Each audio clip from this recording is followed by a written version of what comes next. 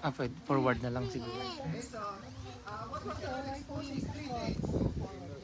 Forward po doon. Forward na lang. Forward na lang kayo dyan.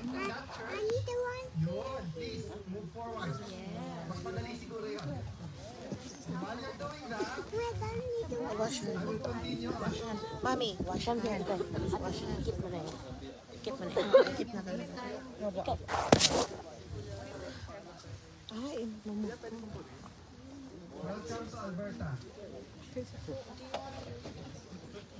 the first problem in the Church of Sardis, Mabigat yan. Let them carry it. nakakabato natin. Mabigat yan. Mabigat po yan. being alive, Ay, hindi kaya. actually dead. Okay lang. Yung mga upuan. Yung upuan na lang. You have an appearance Maskulado. as alive, Mas kulado. living, buhay naman. O, paa. Mukha namang energetic, mukha namang Sige pa po. they love each other. Sige pa po. Excuse me, te. More. In the eyes of the Lord, they are dead, sabi niya. That's the Yan, okay first and main problem. They're actually dead. So, what does that church look like? So they go through the motion of churching. Para dumami tayo. Invento ko lang yung word niya. They go through the motion of doing church activities, sabi niya, but they really have no, it has really no meaning to them. And alam niyo po, the older you are in the faith, habang tumatanda ka sa pananampalataya mo in the Lord, the more vulnerable you are to this. Yung going through the motion, having the reputation that you are alive in the Lord, but when the Lord evaluates us, we are dead. The older you get as a Christian, the more vulnerable you are to that, mga kapatid. So we can get caught up with all the ministries that we hold. We can, the preaching, the worship leading, the rituals of going to church, but in the end, it loses its meaning. Alive, but dead in the eyes of God. So outwardly, they look so much alive, because they have a reputation of being alive. Pero, in the sight of the Lord, they are dead. And alam niyo po, in the end, sa huli, in the end, mga kapatid, the opinion that really matters is the Lord's.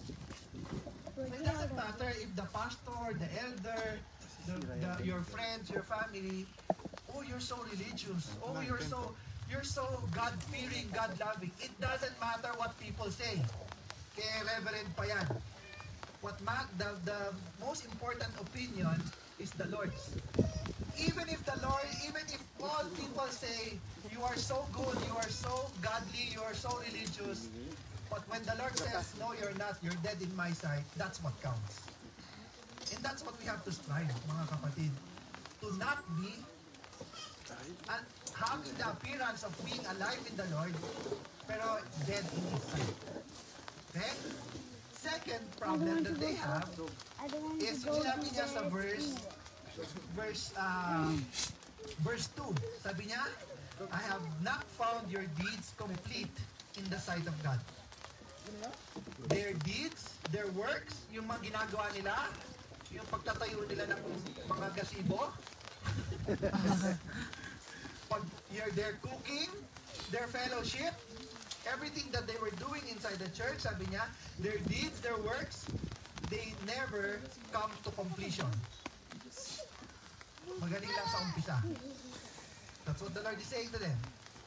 Sabi niya, you have a reputation that you think you're alive, but you're dead in my sight. And then secondly, when you do things, you don't complete things. You don't finish it, sabi niya. And that's very interesting, mga kapatid. Because that goes against what many think. Many think that the Lord just wants us to be saved. And that's it.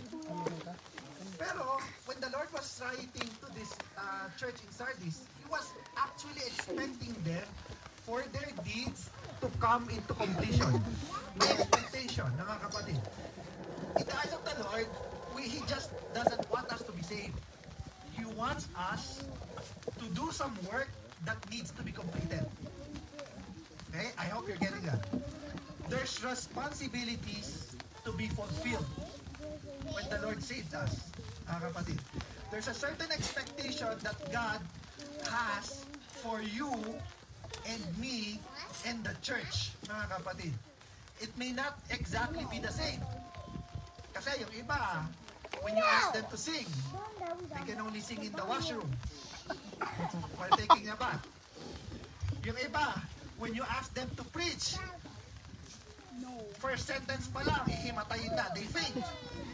It may not exactly be the same, but I hope you're getting my point. Sabi ng Lord to this church, sabi niya, I'm disappointed with you because what I am expecting of you, you're not completing it. Hindi po natin siguro buhatin yun, ang upuan na malaki. And that's a big problem, kapatid. There's an expectation from the Lord. And it doesn't matter how old or how young you are. The Lord expects you to complete some kind of work for Him when He saves you. At yun yung problema ng church ng Sardis. And yung third problem nila is yung sa verse 4.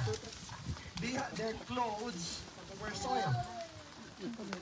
Binumihan nila yung nilinis ng Diyos sa kanila, mga kapatid. So what does that mean? Clothes that are soiled. Okay? Lives that are compromising. They live their lives indistinguishable from those who are not of the Lord. That's soiling your clothes. O yung mga masters ng laundry, you know that. When you wash your laundry, you expect that to be clean. And you hate it when it gets dirty. That's what the Lord expects of us. When the Lord saved us and cleansed us, He expects us to keep our clothes clean. But this church, they soiled their clothes, mga kapatid. They compromised with their lives. They cannot be distinguished from others who are not of the Lord, mga kapatid.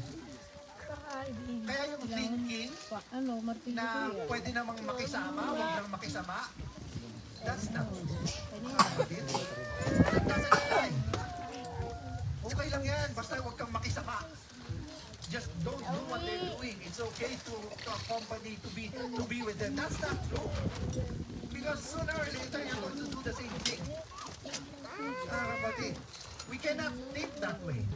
Psalm 1, blessed are those, sabi niya, blessed are those who do not walk in step with the wicked, who stand in the way that sinners take, who sit in the company of mockers. Do not walk, do not stand, do not sit with wickedness and wicked people. So tigilan na po yung excuse kasi masarap naman sila kasama. Yung sa church or tsaka AJ. Even if they're not doing what is right before the Lord. Okay? Mali po yun. We have to correct that. So these three things that I mentioned, these are three things that are real and present danger to the church, our church, mga kapatid. So ano yung warning? Verse 3, remember therefore what you have received and heard. Obey it and repent. Ano yung warning? If you do not wake up, if you do not want to be corrected, like what we're doing now, if you do not want to be, for the Lord to call your attention, if you are not going to be rebuked, if you are not going to change, sabi niya, I will come like a thief and you will not know at what time I will come to you. Obviously, that's a threat. That's a threat of being punished, being judged by the Lord if you will not change, if this church will not change, sabi niya. So how can we fight death, spiritual death and decay in the church? Yun po yung ano. Whether individually or as a church. Paano natin mapaglalabanan yung outward appearance of being alive but inwardly are dead? How can we fight that? Well, one, we have to recognize the signs of death and decay in the spiritual life and in the church. Kailangan aware ka. Papunta ka doon. If you are heading in that direction. We need to be sensitive and constantly evaluate the way we live our lives for the Lord. Sensitive and constant evaluation. Because the moment we go with the flow of this world, mga kapatid, we will find ourselves adrift. Just sabay sa agos. Just going with the flow. And the last time I checked, the only fish that goes with the flow are dead fish. Patay lang na isda yung laging sabay sa agos. Kapatid. So we have to recognize the signs of death and decay. So what are the signs? Number 1. So verse 1.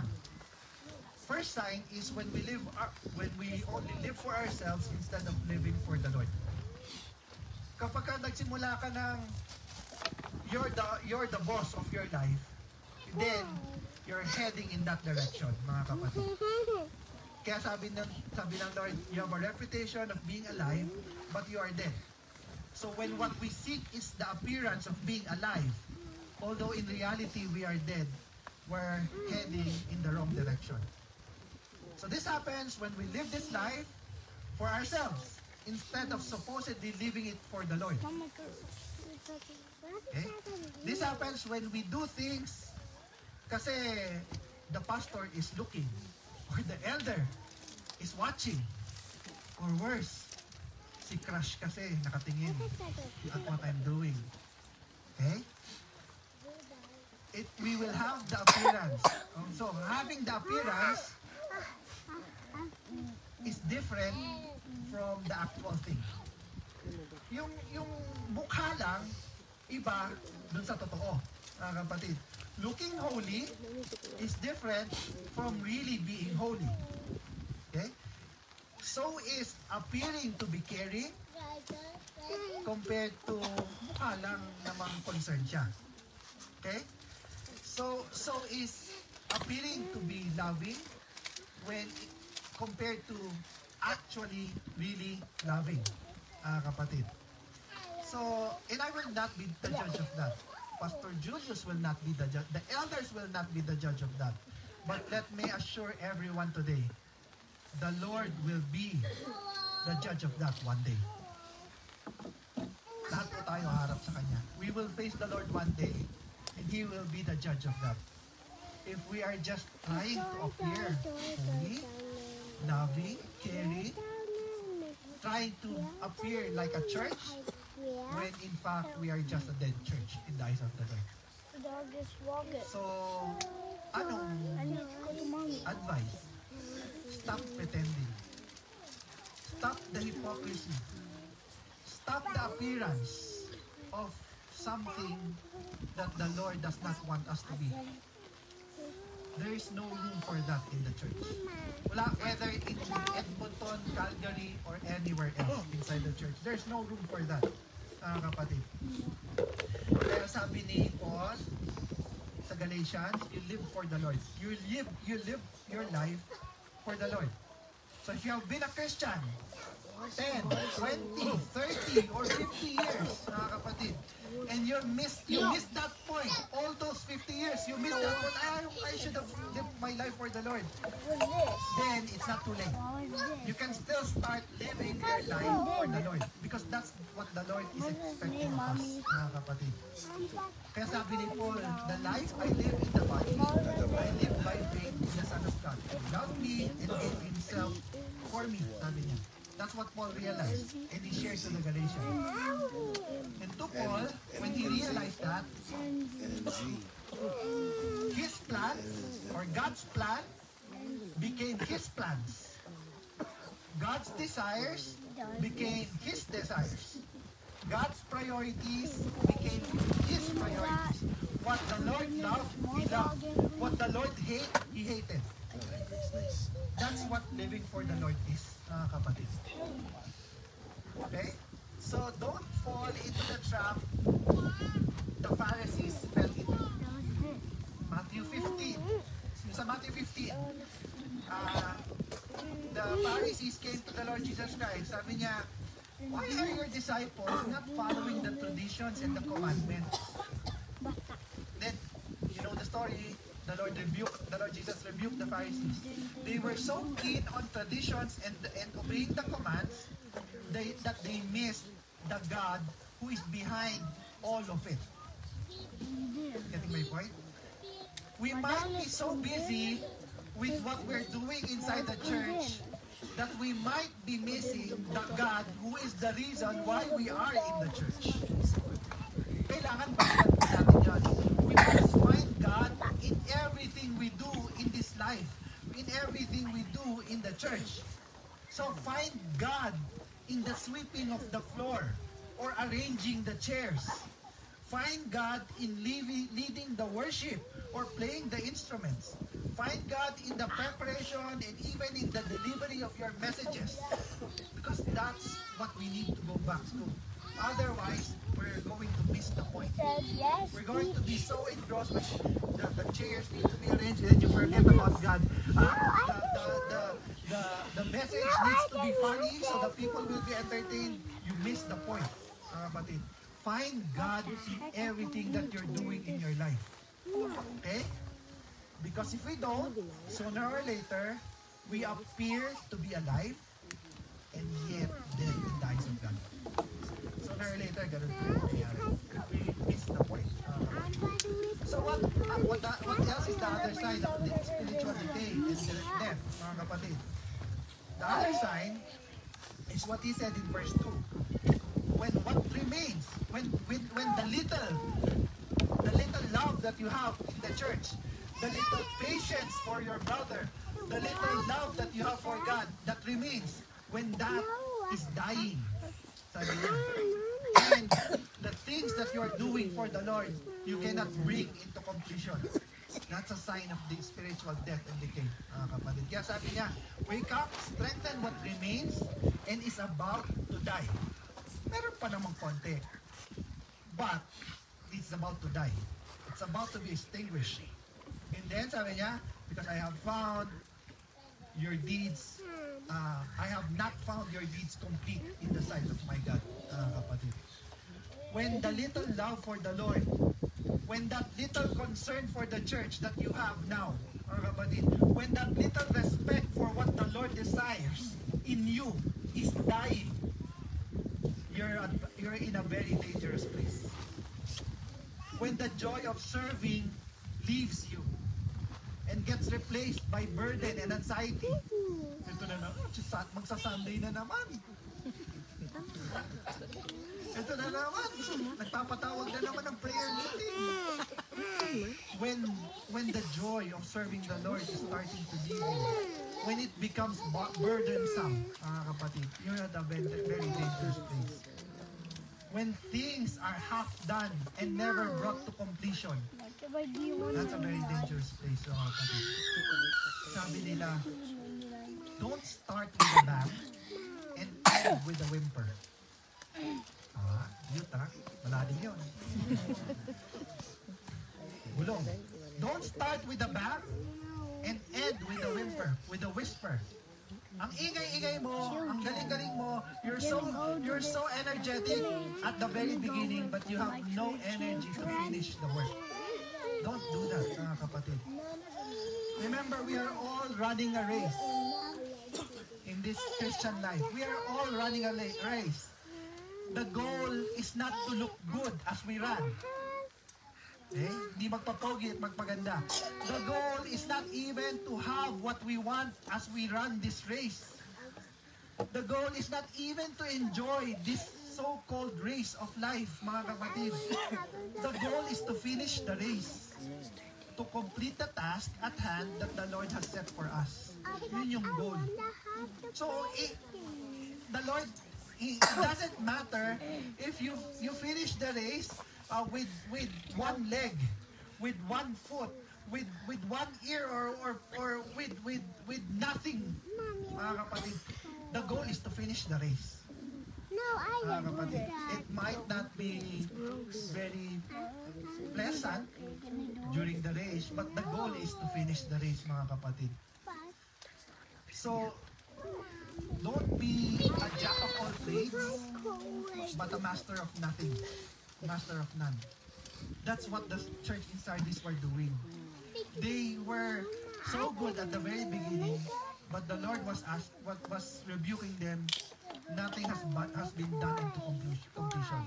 Your deeds has not given. It was not completed. Your work was not completed, kapatid, sabi niya. So, be faithful with what God has given you. Do it faithfully. Do it faithfully. If you think this is a very small thing to you, but you do it faithfully to the Lord, then the Lord honors that, kapatid. Do it faithfully, and let the Lord multiply what you're doing according to your faithfulness. The Lord wants us to be faithful and completely finish what He has called us to do. Whether He has called us to preach, to teach, whether He has called us to be one church, okay, no matter how difficult it may be, the Lord has called us to complete this work, kapatid. And sadly, yun yung problem ng church in Sardis. Eh? And Paul was very clear as well, because a believer, a Christian, has a very good life, spiritual life, mga kapatid. He describes the life of a Christian who lives for the Lord this way. Galatians 5, they bear the fruit. Fruit of the Spirit. Okay, fruit of the Spirit, love. They become more loving. Not less. They become more joyful. Not more troubled. Okay? They become more peaceful. Not more anxious. They become more patient with each other. Not more unforgiving. They become more kind. They become better. They become more faithful. They become more gentle and more self-controlled. That's a life that's a life of person who lives for the Lord. We cannot not be changed by God if we are going to be faithful to the Lord. So the Lord expects us to live our whole lives for Him. Our whole lives. It was 270 na ako. And then live the rest of your life for the Lord. If the Lord wants you to live up to 150, you live the rest of your life for the Lord. Oh, Pastor, I'm just a teenager. Then you live your life for the Lord as a teenager. Pastor, I'm too busy being a father. Then you live your life for the Lord to be being the best father that you can be for the Lord. Or mother, or grandma, or grandpa. Mga kapatid. Because if the Lord will not have all of us, He will have none of us. Kung hindi po natin ibibigay yung buo natin sa Lord, the Lord is not interested with 50% of us. Sometimes we deceive ourselves. Ito, this is enough for the Lord. Bakit Diyos ka? You decide? Are you God? That you will decide what you will give and not give to the Lord? The Lord owns us. If the Lord will not have all of us, He will not have none of us. He will have none of us. So ibigay yung lahat, mga kapatid. Secondly, how can we fight spiritual death and decay? Sabi niya, we can fight it. Yung una, you have to be aware, recognize. Pangalawa, you fight. You fight spiritual decay. Pastor, I really feel that I'm drifting away. Pastor, I really feel that all this time I'm growing cold. My love for the Lord has gone cold. My enthusiasm to be in the church has left me, mga kapatid. Well, it's good that you recognize, but you must fight it. Kailangan labanan, mga kapatid. Don't give in. Huwag bumigay. Iwasan mo na lang yung don't give in, mga kapatid. Because I assure you, the moment you give in or you give up, mga kapatid, the devil will make sure you will feel more comfortable kapag tumigil ka. I'm sure you know people. I'm sure you know people. I've seen a lot of people in my life that have endangered their faith doing that. They give up and they give in. And then all of a sudden, their life becomes parang stress-free. They are being deceived into thinking they are in a better place. there's no better place outside the love of the Lord. Wala pong mas mainam na lugar kundi to be with the Lord. Okay? To be in the presence of the Lord, to be with the brothers and sisters in the church that really is concerned about you. Mga kapatid. Of course, what would they expect? You leave the Lord, you live where the Lord has placed you, mga kapatid. Life becomes more peaceful. Siyempre, tatahimik yung buhay mo. Wala ka na sa church eh. You won't even hear the teaching and the rebuke that the poor pastor is teaching every Sunday.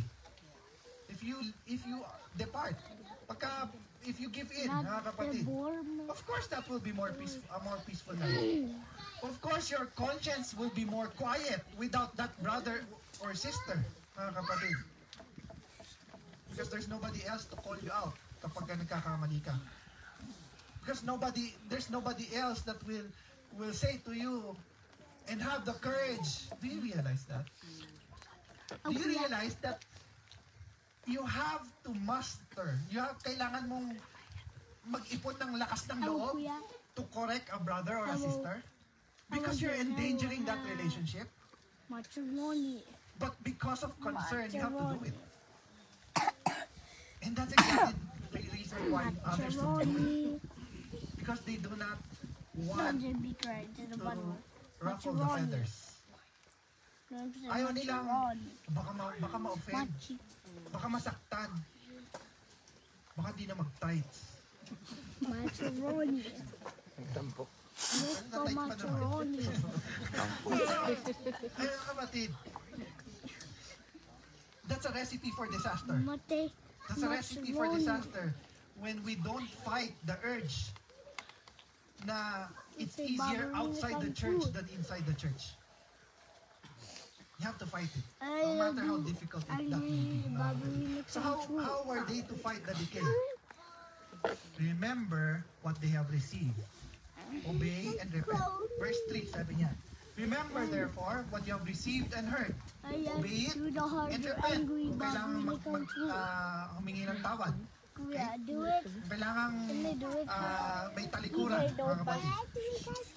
Remember, sabi niya, the enemy of gratitude is forgetfulness. Ang kalaban po ng walang gratitude, utang na loob, ay yung amnesia. Yung kalimot. That was the problem of Israel in the wilderness after the Lord took them out of Egypt.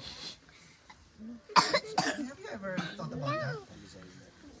The Lord did so many things in Egypt, so many miracles in Egypt. And then the Lord did so many miracles when they were traveling to in the wilderness. And then when they got hungry and thirsty, they forgot all of it. They started complaining to the Lord. Bakit naman, Lord, ganito? Why did you put me here? Why did you bring me here, Lord? It's so difficult here. Forgetting that it's more difficult in Egypt. There were slaves in Egypt, mga kapatid. Isn't that true? Even in with friendships? Sa pagkakaibigan, mga kapatid? They have, nagkaroon lang ng disagreement, yung dabarkads, mga kapatid. They easily forget, some do, some easily forget that when they had problems, that was the friend that was helping them, mga kapatid. So it is with the Lord. We should constantly be reminded. Dapat nire-remind natin yung sarili natin. O, dito ang tingin, huwag dun sa lechon. Alam na din. Huli mo pas. Be reminded. We have to constantly remind ourselves who the Lord is. Kapatid. Sorry, pas. Remind yourself that that time, 10 years ago, that you have no money to pay for the bills, to pay for the schools, for the schooling of your children. The Lord provided. Okay? You have to constantly remind yourself that that time that you had cancer, that you were bedridden, that now you are well and alive, that the Lord has healed you. You have to constantly remind yourself about that. You have to constantly remind yourself that that there was a time in your life that you were drinking so many anxiety pills. Now you don't drink anything because the Lord has given you comfort and peace. You have to remind yourself about that. You have to remind yourself that there was a time in your life that you were so weak, so down, and the Lord picked you up and He became your strength. You have to remind yourself about that. So what should we remember? Sabi niya, remember what you have received and what you have heard. Don't abandon the teachings you have heard. Don't abandon the teachings that have been taught you just because it disagrees with what you want. The church doesn't work that way. Of course, sasagasaan ka ng mga teaching. In the drugstore. What do you want? I mean, something that will tickle your ears? Mga kapatid, don't abandon the teachings just because you don't agree with it, mga kapatid. If what is taught is right, biblical naman. In hermeneutics, contextual interpretation, mga kapatid. If what is taught is right and biblical, our responsibility is to obey first, question later. No, I don't have it. Oh, magkukuya for Di Francisco. Can you repeat it with me? Obey first, question later. Obey first, question later. Pwede naman mag-question, pero later.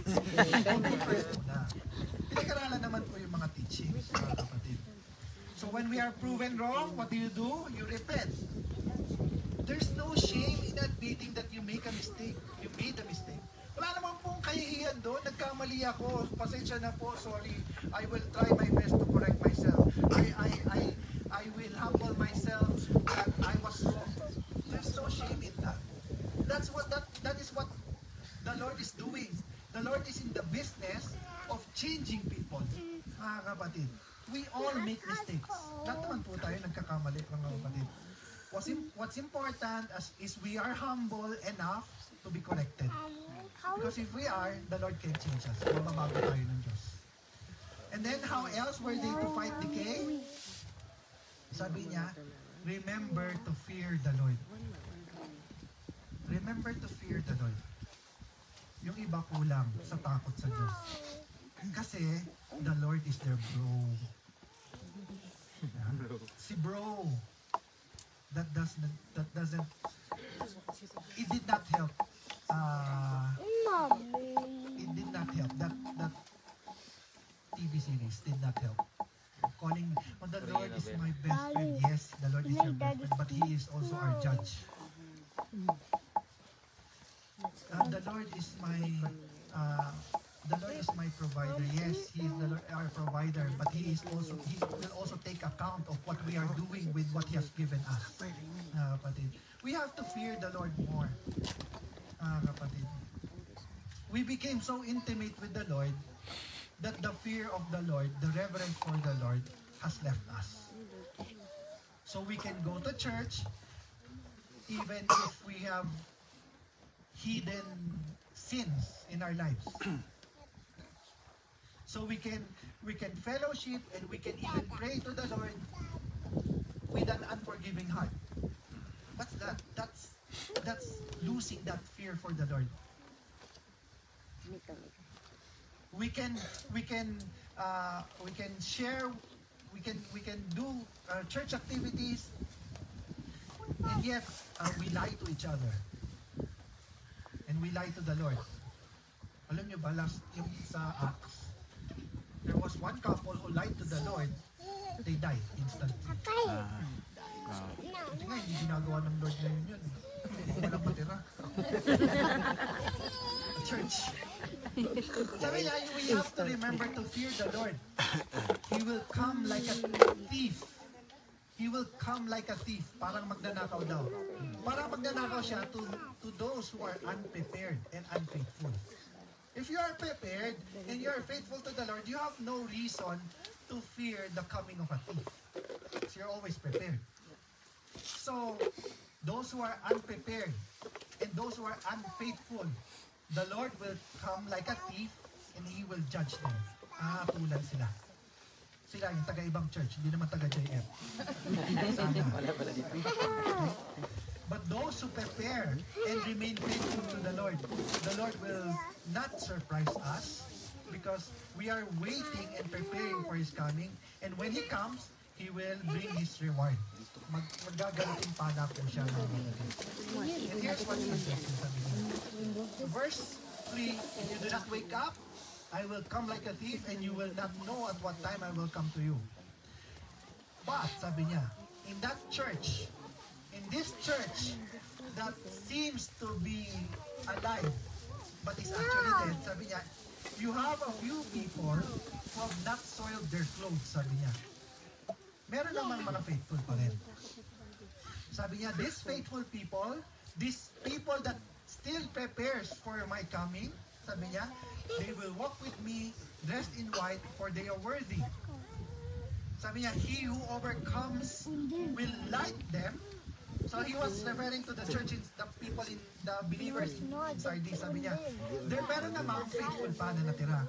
And these few faithful people in the church in Sardis, when the Lord comes back, sabi niya, He will dress them in white, and for they are worthy. And then sabi niya, verse 5, He who does the same thing as these people, he who overcomes, will like them, be dressed in white. And here's the warning. I will never blot out his name from the book of life, but will acknowledge his name before my Father and his angels, sabi niya. So, can names be blot out of the book of life? Pwede bang mapula, masnope, ma-white out yung names in the book of life? Yes. Pwede po. Can names be blot out in the book of life even if they were once Christians? Umina. Parang ayaw nyo parang gusto niya yata ng ano na lang yung isang klase Can names be blot out even if they were once pastors? Yes. Can names be blot out even naging elder na siya for 10 years? Yes. Amen. Can names be blot out even if they were worship leaders and musicians inside the church? Yes. Can names be blot out even if naging JFCM member siya? Yes. Yes to all, mga kapatid. That's why exactly what the Lord Jesus is saying to the church in Sardis. Names can be blot out. Pwedeng alisin yung pangalan dun sa aklat ng buhay. Ibig sabihin, those names were once there, pero aalisin. Okay? Yes to all. If we do not remain faithful to the Lord, if we do not correct ourselves, if we do not take heed this message today, if we just continue on, okay naman, masaya naman tayo, we are happy together, happy. Okay naman, people look at us. Ano nga bang address niyo doon sa church? 1102. Or it doesn't matter if the people, as long as the people in 1103 looks at us as a church. Paano naman silang church? But if the Lord says you are dead, then you are dead. Kapatid. Do not remain faithful to the Lord. Names can be blocked out in the book of life. Pwedeng maalis mo yun. Okay, I hope walang lilipat. I hope walang lilipat because of that. Because that's exactly what the Lord was teaching them. If you do not correct yourself, kung hindi nyo itatama ito, if you just continue on living your life as a church, as a believer, thinking you are alive but you are actually dead, then the Lord sooner or later will take your name out of the book of life. Hindi na po natatapos. Tapos na talaga. Tapos na talaga. I promise myself I will try to be as short as I can. So conclusion na po tayo. Those are the warnings today, mga kapatid. Because nag-church po tayo eh. Nag-church po tayo. We want to be a church. We want to be a church the Lord expects us to be. Kapatid. Not just any other church. Not just a church that does the rituals of being a church. We want to be a church that the Lord expects us to be. Yun naman po yung mahalaga, mga kapatid. So, in conclusion, it is never a good idea to appear alive, but in reality are dead in the eyes of God. Not a good idea. You can fool your friends, you can fool your family, you can fool the pastors, the elders, the other church leaders. You can fool everybody else. But we cannot fool God. Okay? Never mind that boy. That's my son. It's never a good idea to have the appearance of something that we are really not. Okay? Happy? We appear not to be appear alive, but in reality we're dead. So this is a warning today that one day, unang-unahan lang yan, one day we will all face the Lord. Naharap tayo sa Lord. And when we face the Lord, everything will be laid bare. All the hypocrisy, all the pretension, all the sugar coating that we are doing inside the church, all will be laid bare when we face the Lord. The faithful, yung faithful and yung those who remain faithful, yung nagpa-correct ngayong August 3 at binago yung buhay nila kasi tinamaan sila ng preaching ng taga Edmonton. The faithful will be commended with the Lord. Commended by the Lord. Will be rewarded. The unfaithful, they will be judged. So, anong advice ko? Let's make this one life that the Lord gives us count. Isang buhay lang po yung pagkakataon natin. Walang one more chance. The Lord only gives us one life to live. Every one of us. Make it count. Make it count in your family. Make it count in your personal and personal and relationship with the Lord. Make it count in the church, because the Lord only gives us one life. Sayang po if we will just throw it away and not make it count. So make your one life that the Lord gives you count. God bless you.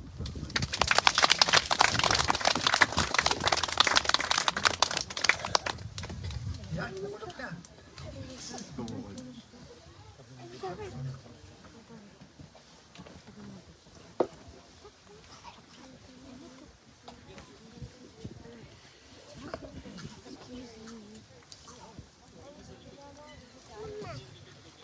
Sasama kasi dito tayo.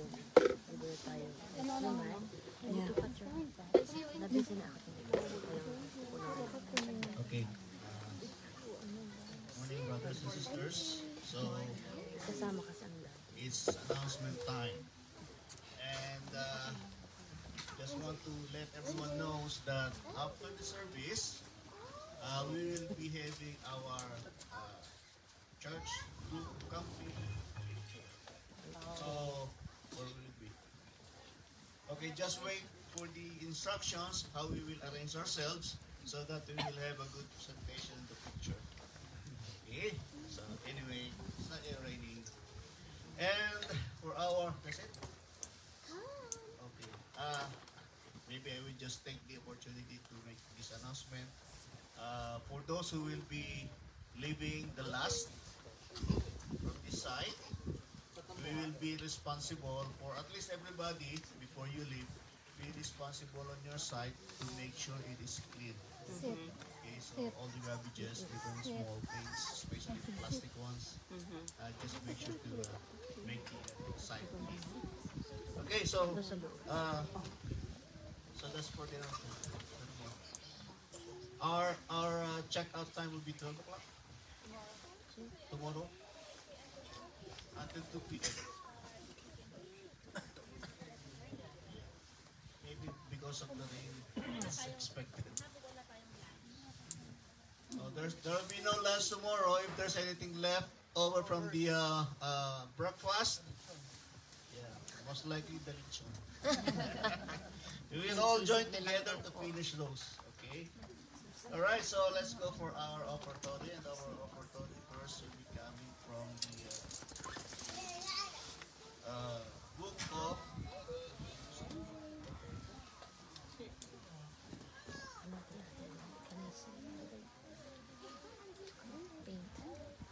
It's a paint. Okay. We'll be coming to the book of Deuteronomy, chapter 17, verse 1.